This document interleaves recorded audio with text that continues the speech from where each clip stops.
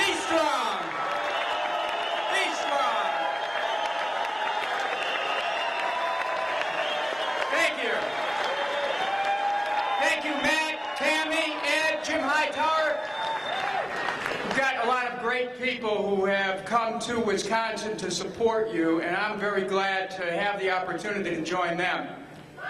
This is a moment in American history where we're called upon to respond with everything that we are, with all that's in our heart and soul, so that we can reclaim the essence of economic justice before somehow it is lost on the corporate scaffold. We have to fight back. We fight back for our democracy. We fight back for our Constitution. We fight back for freedom of speech, for the right to assemble, for the right to freedom of association. We fight back for due process. We fight back, and we fight back here in Wisconsin.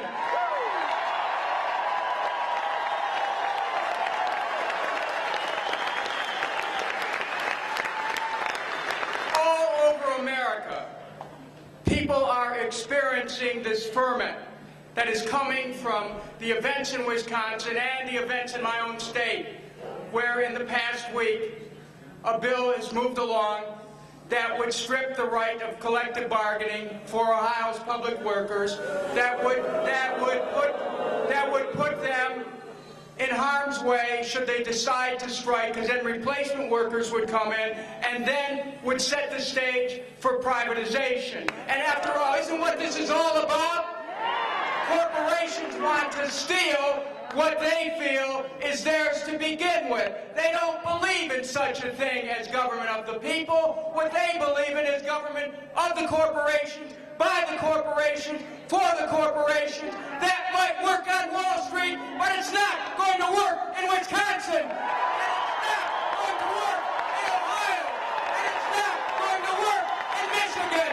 We will demonstrate to Wall Street, we will demonstrate to the corporations that we have the ability to push back, that we will stand up, that we will speak up, that we will march, that we will fight, that we will pick it, sit down,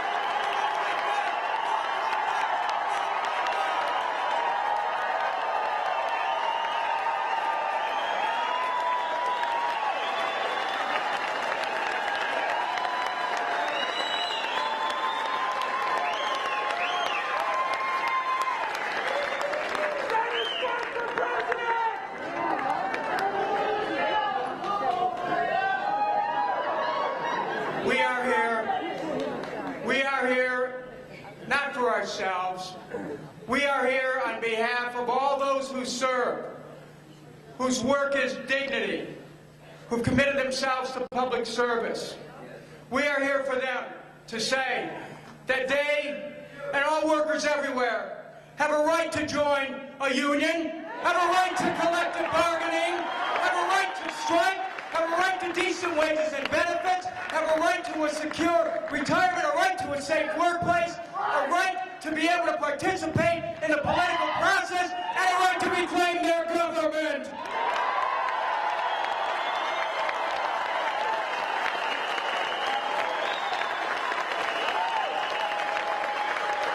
What we have here today in Wisconsin is the beginning of a new civil rights movement.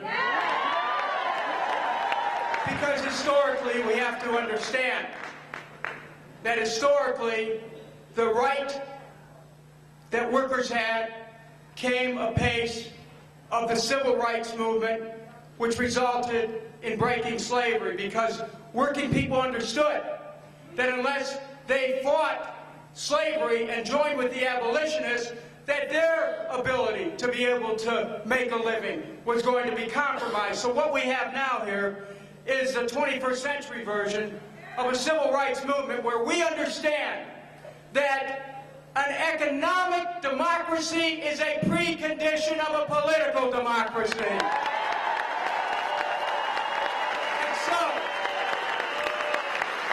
so, let this be called the Madison Declaration for an economic democracy, and that is everyone has a right to a job.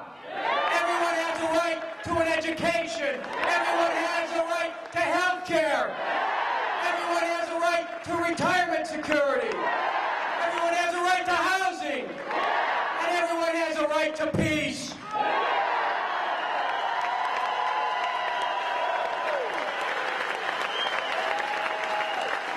This attack on our workers, this attack in Washington on working people, that results in wealth being accelerated to the top, that results in tax cuts going to the rich, that results in energy policy turned over to the oil companies, that results in defense policy turned over to the arms manufacturers, that results in endless war, that results in a national security state. It's all a part of the same thing, and it's up to us to fight back, fight back, fight back, fight back, fight back, fight back, fight back, fight back.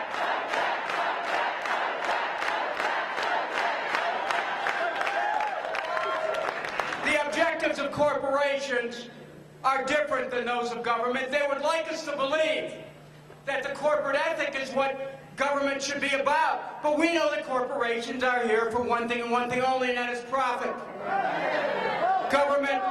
Government belongs not to the private sector, but to the public sector, and our responsibility in government is to provide service. The private sector would like to convert the assets of the public sector for their own use. That's why in your own legislation, in the bill, you can see that there's an attempt in the bill to try to privatize your electric services. You can see that. I know about this. I fought and beat a privatization of a municipal electric plant in Cleveland many years ago. I understand about privatization. I understand that what these corporations want is they want total control over our government. They want, keep the light on, they want total control of our government. In Michigan, we learned that the state legislature there is passing legislation that will enable a fiscal manager to come in and literally abolish city governments and school districts. Now, why are they doing this? Think about it. They'll do this so that the city governments and the school districts can be run for banks and for Wall Street. They're going to make sure that Wall Street will get its pound of flesh, that Wall Street will be able to handle, through these managers, they can break union contracts, they can reduce the city government to mush. City councils and mayors don't mean anything. School boards don't mean anything. We are fighting for our democracy here. We are fighting for it, and we will not fail to recover it.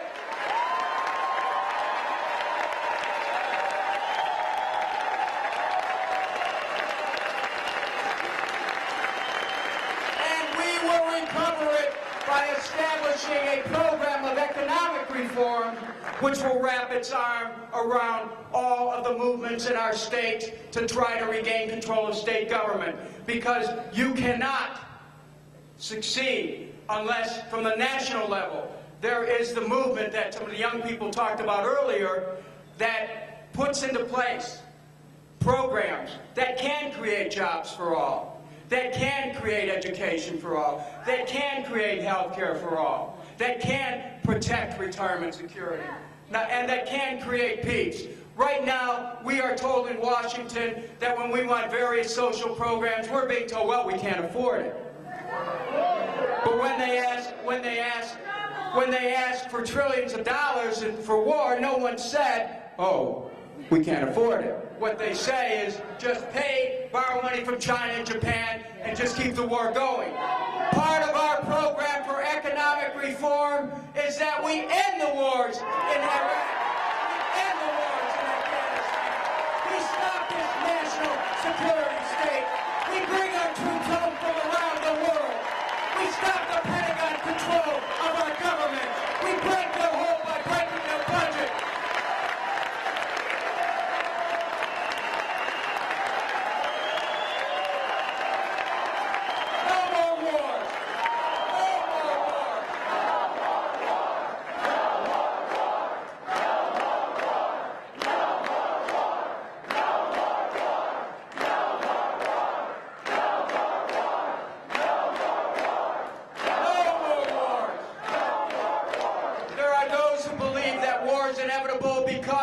make money from those wars, so their profits become inevitable. But we have to establish a new standard, which is what the Department of Peace is all about.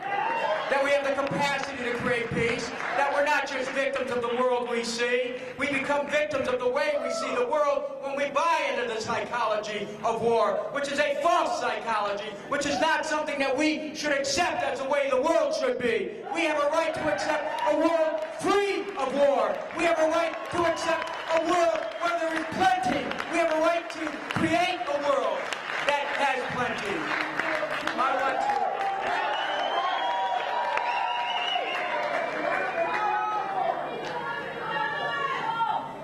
I also want to say that when we talk about, if we are going to create a context where state governments can survive for the people, then there has to be accountability. Now, you're showing in Wisconsin, you're determined there's going to be accountability for these state officials who are not responding and are doing the bidding of corporations. I want to add this.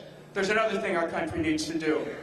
We need to add accountability and insist on accountability for those who took us into war based on lies. I want to say this in Wisconsin because it needs to be said somewhere, but it's time that those who took us into war based on lies, they ought to be prosecuted once and for all. Let's reclaim our nation. Let's reclaim our dignity. Let's reclaim our morality.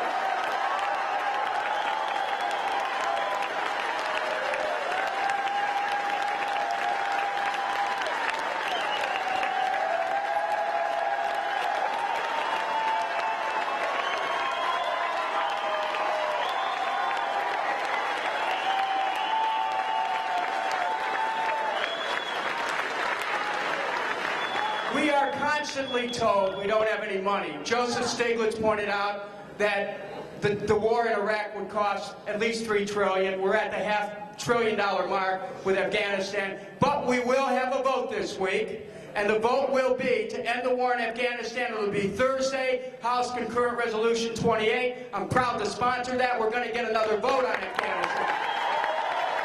But let me tell you this. One of the great myths of our time is that we're told, well, we just don't have the money for these programs. We have money for war. We established that. But I want to offer this for your consideration because it's actually the path out, not just for Wisconsin, but for all the states who are struggling with some legitimate budget problems. And we have to look at it this way. We have to start to examine this debt-based economic system, which puts us believing that the only way we can have money is to have debt. How did we come to believe this? We came to believe this because you have the Federal Reserve that was established in 1913. They privatized the money system, okay? We have the fractional reserve system where banks create money out of nothing, and then they pyramid the debts and stick to taxpayers when they go bust. We have a government that says that, gee, we don't have the money to fix our roads, our bridges, our water system, sewer system. I want you to think about this now. This is a time in this debate when transformation is in the air, when evolution is in the air. This is time for us in this debate to start to look at the monetary system itself and to ask ourselves whether it isn't time to put the Fed back under the control of the government, to